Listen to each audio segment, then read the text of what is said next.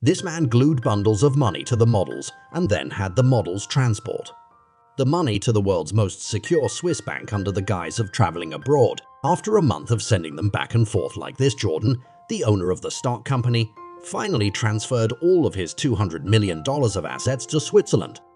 However, the transfer of assets caused fear among the employees of the company.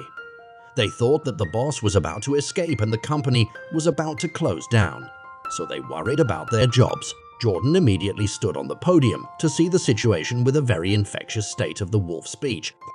After listening to Jordan's speech, all the employees seemed to have been pumped with chicken blood and were immediately energized to work, but they did not know that at this time, the stock company has been under the surveillance in the SEC. Jordan and his partner chose to work on a luxury yacht in Mexico in order to prevent being caught with evidence of illegal stock manipulation.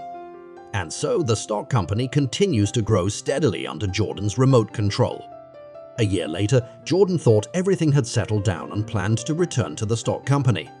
However, as soon as he arrived in the US by helicopter, the SEC found him and arrested him. It turned out that Jordan in Mexico during the years, the SEC has been secretly investigating the hospitality of the stock company. And through private interviews with employees of the stock company to collect evidence that they defrauded stock investors and illegal holdings. In the face of solid evidence, Jordan was unable to defend himself and was finally sentenced to 3 years in prison and a fine of $50 million.